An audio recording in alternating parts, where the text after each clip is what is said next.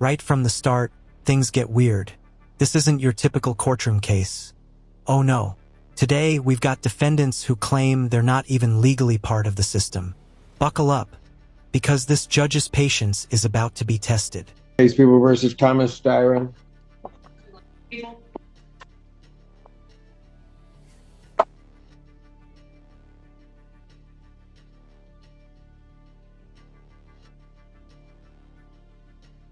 I'm Stein, the living man. I'm here by special appearance to address this matter. I'm sorry? I said I'm Thomas Styron, the living man, not Thomas Ulrich Styron, the entity you know me as, or as I'm in my papers. I'm here to address the matter. All right, thank you. You wish to be represented by an attorney, sir? No, I'm here, sir, address the appropriate persona. All right. I do have to advise, so you're going to represent, you need to stand in the middle of the podium where he's telling you to stand. Now. Mr. Allen, if you don't want to cooperate and handle things, he wanted you in the middle of the podium where you're supposed to be. If you don't want to be there, then say no. I'm telling you now to do it. If you want me to stand close to the mic, no problem. Sir, you want to play a game with me? No. Not today. Mr. Allen, take him. We'll bring him back out when he wants to cooperate. Ah yes, the classic sovereign citizen defense, where someone claims they're a living man, separate from the legal entity named on the charge. Spoiler alert, this never works in court, but it's always entertaining to watch the attempt. Yeah, I need an interpreter for the last two and that one. May I swear the interpreter? Yes, is it for the last two cases? Yes. Yeah, that one we'll swear in.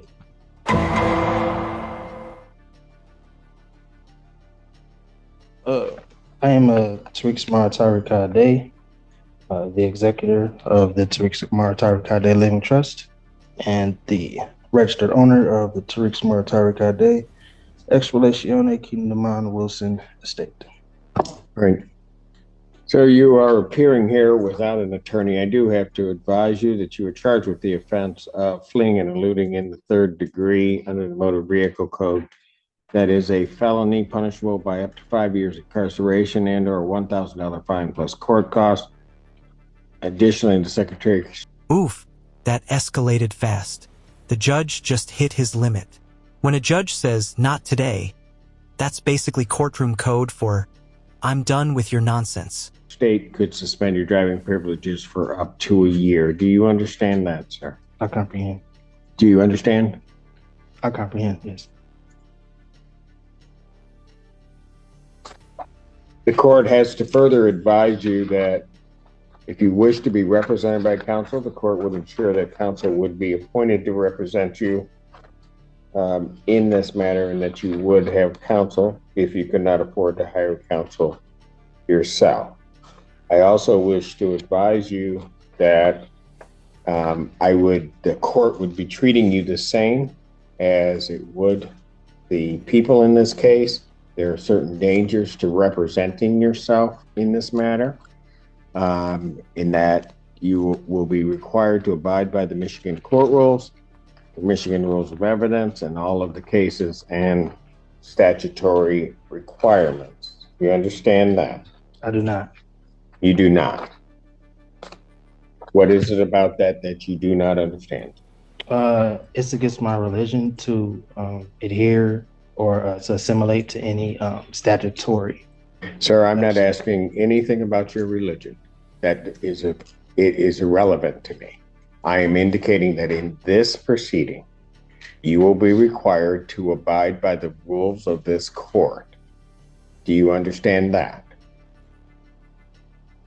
I'm having a hard time understanding why or how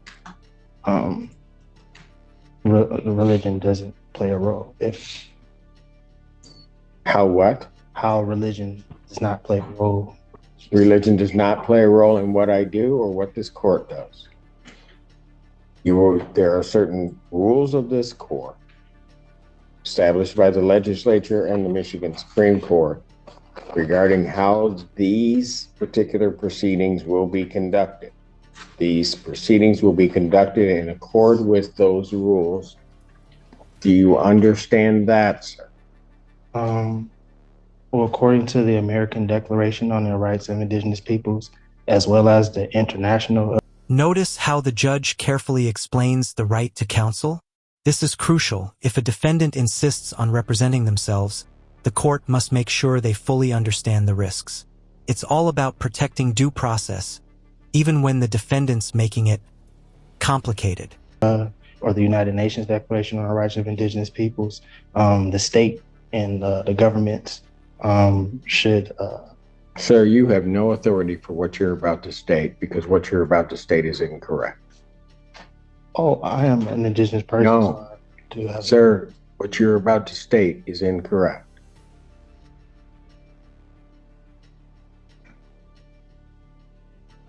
Well, if you were on indigenous lands, if that's where you're going, then maybe you might be right. As it stands right now, this proceeding is not on indigenous land. Well, that's a matter of perspective, sir. It is, and the only perspective that's going to matter on that is mine. We are not on indigenous lands subject to indigenous or tribal rules. You are subject to the rules of the Michigan Supreme Court as they are promulgated, both in terms of procedure and evidence. Do you understand that that's what's happening, sir? I do not. What is it that you do not understand? I don't understand. Because I'm going to tell you something, sir. If you are unable to establish or understand what I'm saying, and go through this with you again, I have to assume that there may be some reason why you don't understand. This court will take precautions to protect your rights, and I will be sending you for a competency evaluation to make sure that you are competent to stand trial and to stand in these proceedings. Well, I would agree to a competency if the prosecution as well as the court. Here it comes, citing international law and indigenous rights in a Michigan traffic case. Question for you, do you think the judge is buying any of this? Spoiler, he's definitely not. And the officers agreed to take a competency. That's not the way it works. You don't get to make the rules. I'm ordering a competency. I'm not making. Defendant is ordered for a forensic evaluation. I will set a competency hearing in this matter for July 25th, 2024. At what time? At 9 a.m. Now, sir, I'm going to ask you this. Yes, sir. Because it's going to depend on where you may be staying for a period of time. If they send you information as to when you have your forensic interview. Yes, sir. Are you going to cooperate and attend that interview? Under threat, duress, and coercion, yes. Pardon? Under threat, duress, and coercion, yes. No. It's not how it works. I'm asking you, are you voluntarily going to cooperate? I say yes. Pardon? I mean, under it, yeah. I mean, is this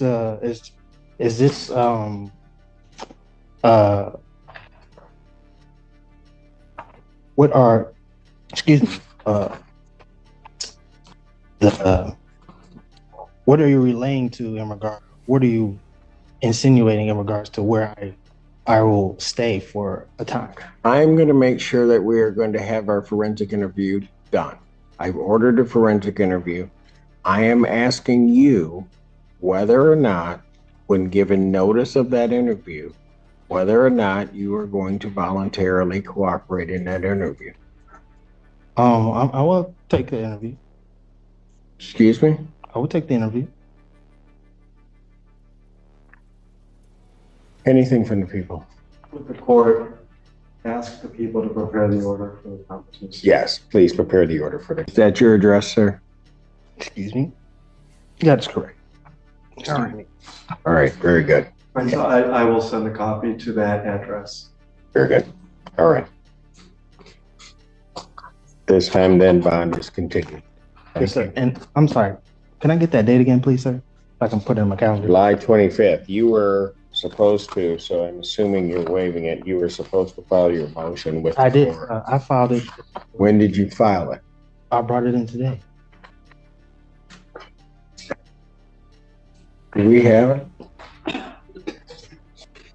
I gave it. I mean, it was stamped and everything. I gave it to the reception. Why didn't you file it before today? Well, as I stated at the last hearing, No, don't go through what you we. stated at the last hearing. Well, you I asked. knew that. This is the turning point. When a judge orders a competency evaluation, it means they're questioning if the defendant can even understand what's going on. It's not punishment, it's to ensure fairness.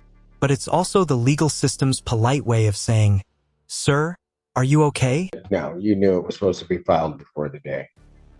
Young man, you're going to That's figure out something. We're playing by my rules, not yours. So you do not say anything because you're going to figure that out real soon. Do they have it? I have not received a response yet.